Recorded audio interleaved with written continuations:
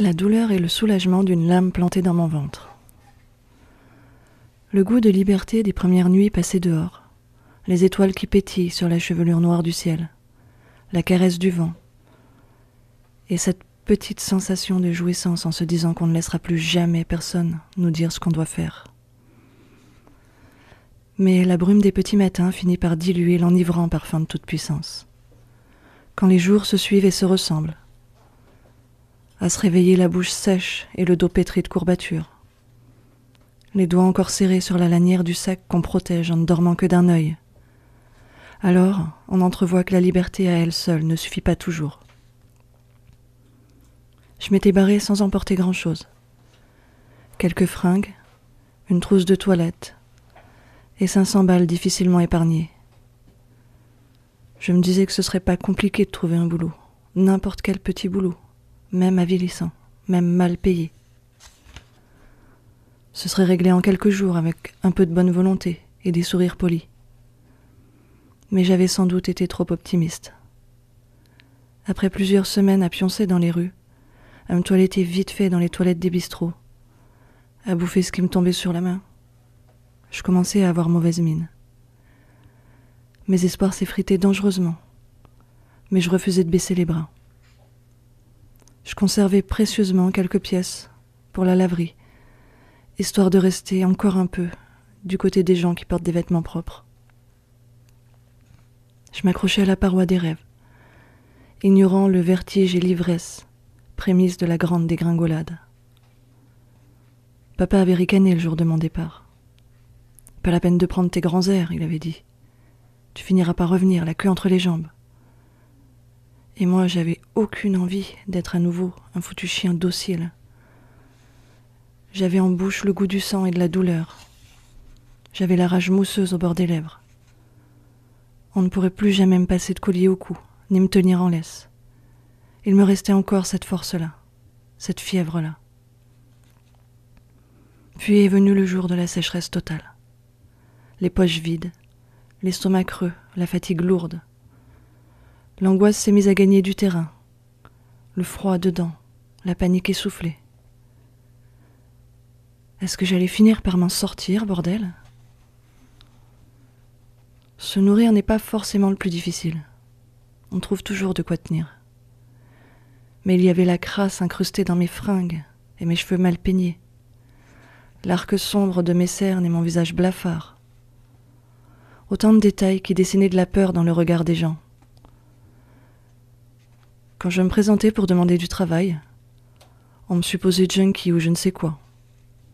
J'avais besoin d'une douche et de vêtements qui ne sentent pas l'odeur de la rue mêlée à celle de mes dessous de bras. Et puis un peu de maquillage peut-être. Mais je n'avais rien de tout ça. Je perdais l'apparence des gens normaux. Je perdais pied, je perdais confiance, je perdais conscience. En m'allongeant le soir, dans les recoins de la ville, je fermais les yeux et je priais pour que le grand sommeil vienne me cueillir. Lentement, je m'éloignais du monde réel, dérivant sur les flots onduleux d'une douce démence. Lâcher prise, abandon, détachement salvateur. J'habitais dans le pays du fond de mon imagination, en attente de la dissolution complète de ma carcasse. Et puis un jour, je me suis réveillée avec le visage de cette femme penchée au-dessus de moi. Elle devait avoir environ l'âge de maman. J'étais dans un lit. Elle essayait de me faire boire un truc chaud avec du whisky dedans. « T'as failli crever, ma belle, » elle a dit. Il y avait des cigarettes écrasées dans le fond de sa voix. « Fallait me laisser crever », j'ai fait en haussant les épaules. Elle s'est marrée. On était dans une chambre d'hôtel. Depuis combien de temps ? Comment j'avais atterri là ? Et qui était cette femme ? Il y avait trop de blanc dans mes souvenirs. Je t'ai trouvé au parc, elle m'a raconté en allumant une clope. Au fait, moi c'est Geneviève, elle a précisé, avant de continuer. Enfin, c'est le gardien qui t'a trouvé là en réalité. T'étais endormi sur un banc, en plein milieu d'un mercredi après-midi. Il a dit que les mères de famille allaient gueuler, qu'on pouvait pas laisser les mômes voir des trucs pareils. Enfin, tu vois, le baratin, quoi. Mais le gars arrivait pas à te réveiller. Il pensait que t'étais bourré ou shooté à mort, et ça lui foutait les nerfs, il voulait appeler les flics pour qu'ils t'embarquent. Disons que je suis passée au bon endroit au bon moment. Je lui ai dit que je te connaissais, que j'allais m'occuper de toi. Mais il était du genre tatillon. Il voulait te faire coffrer par précaution. Il en démordait pas. Alors, je lui ai offert quelques soirées à prix d'amis, en échange de sa discrétion. C'est lui qui m'a aidé à te trimballer jusqu'ici. T'avais une fièvre de cheval, bordel. J'ai jamais vu personne dormir aussi longtemps. Ça m'a fichu la trouille. J'ai bien cru que t'allais me crever entre les pattes. Mais je pouvais pas faire venir un docteur, tu comprends? La paperasse, tout ça. Je connais même pas ton nom. Et ces connards, ils en profitent toujours pour nous faire payer leur silence au prix fort. Alors je t'ai veillé pendant 2 jours, à te poser des gants de toilette sur le front, à te fourrer des suppôts de temps en temps. Fais pas cette tête, elle a dit. C'est quand même pas la première fois qu'on te met un doigt dans le cul. Et elle s'est marrée. Je lui ai promis de la rembourser pour l'hôtel et tout, dès que j'aurai trouvé un boulot. Te bile pas, elle m'a dit. Et puis du boulot, il y en a plein les rues pour les poupées comme toi. Elle a cligné de l'œil. J'ai fait mine de pas comprendre. Tu vois ce que je veux dire? Elle a demandé. J'ai sommeil, j'ai répondu, en observant le jour rose pâle se lever derrière la fenêtre.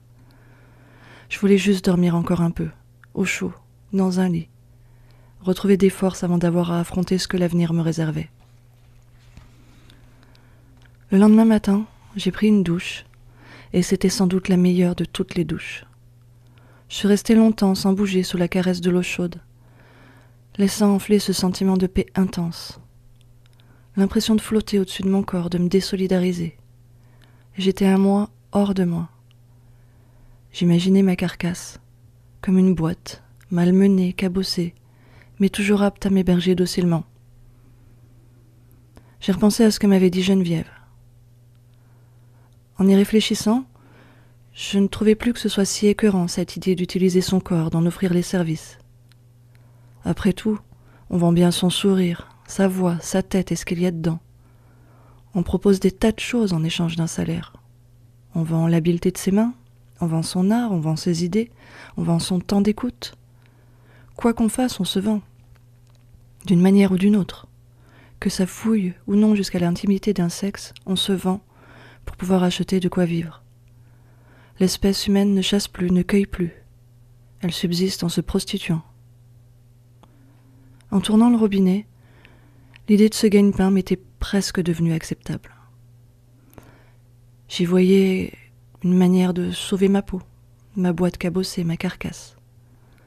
J'avais noyé mon reste de rage sous la désillusion. Geneviève m'a mise sur les rails dès que j'ai été rétablie. Les choses ont débuté en douceur. Elle filtrait les capricieux, les géniards, les pervers.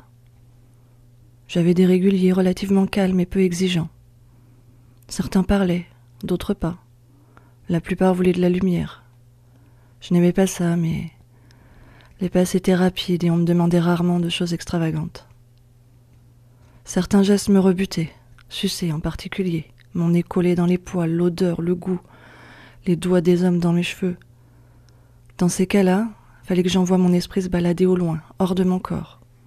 Mon corps n'était rien que mon corps, un outil de travail dont tôt ou tard je me séparerais. En attendant, je vivais. Je bossais, je mangeais, je dormais. Comme la plupart des gens, en somme. Un soir, je suis montée avec un gars aux cheveux poivre et sel. C'était la première fois que je le voyais, et sa gueule ne me revenait pas. Quelque chose dans son regard qui me rappelait le vieux aux cheveux poussiéreux devant l'usine d'engrais chimiques. Celui qui m'avait fourré un billet de 50 balles dans la main en me demandant de l'embrasser. Celui qui m'avait fait me sentir pute, pour la première fois, comme si tout était écrit depuis longtemps sur les pages de ma vie. Il m'a demandé de me déshabiller debout sur le lit en dansant. Je ne savais pas danser, j'avais horreur de ça. J'ai hoché un peu du cul histoire de le contenter. Le matelas s'enfonçait sous mes pieds, pas facile de garder l'équilibre. Le type souriait en grimaçant, la main enfoncée dans son slip. Puis il m'a demandé de m'allonger et s'est vautré sur moi lourdement, urgemment, son pantalon encore autour des chevilles. Il tenait mes bras fermement plaqués sur les draps, comme pour me montrer qui était le maître ici. Et pendant qu'il me baisait en soufflant comme un jogger, j'observais le plafond tanguer. Je me demandais pourquoi la vie coulait dans mes veines avec tellement d'acharnement. Pourquoi j'avais pas lâché prise dans le ventre à maman. Pourquoi j'avais pas succombé à cette vieille maladie. Pourquoi on m'avait pas laissé crever sur ce banc. Il devait bien y avoir une raison valable à tout ça. Il fallait que j'aie une mission divine, un rôle important à jouer ici-bas. Sinon tout ça n'avait aucun sens. Si c'était juste pour être une vidangeuse à couilles, à quoi bon? Une violente nausée m'est remontée. Brûlure acide au fond de la gorge. Le corps hérissé de frissons, tendu, immobile, presque rigide. Mais il y a un peu du tien, bordel, a grogné le gars en s'agitant entre mes jambes. J'avais beau fuir, feindre le détachement, tout ça me dégoûtait toujours autant. Qu'il porte un masque d'amour ou une étiquette professionnelle, le sexe me dégoûtait. L'idée d'un corps pénétrant un autre corps m'effrayait. Sentir ce type dans moi me tuait à petit feu, et j'aurais 1000 fois préféré qu'il plante dans mon ventre un couteau. Un couteau dans mon ventre. Je pensais à la douleur et au plaisir d'une lame enfoncée dans mes entrailles encore et encore. J'imaginais le gargouillis des plaies, dégorgeant un jus épais et sombre. Les draps poisseux, le cœur bientôt à sec. J'y pensais tellement fort que la scène me paraissait soudain réelle. L'homme et son couteau planté dans ma chair béante, les tripes à nu, le lit ensanglanté. J'y croyais, je mourais. Enfin, mon dernier souffle comme un soupir jouissif. Je m'abandonnais, ouverte, déchiquetée, offerte. Le type allait jouir dans ma mort. Son bassin cognait plus vite, plus fort, et moi je mourais. La réalité se superposait à mes divagations. L'homme enfonçait son arme dans ma viande. Je mourais tout doucement. Et je voyais papa et maman surgissant de nulle part pour me porter secours. Je mourais. Papa et maman venaient me chercher, venaient me délivrer. Ils pleuraient, ils me cajolaient. J'étais leur petite fille. Papa et maman me prenaient dans leurs bras. Plus rien n'avait d'importance. Ils me disaient qu'ils m'aimaient. Je mourais. Papa et maman me disaient qu'ils m'aimaient. Papa et maman me disaient qu'ils m'aimaient.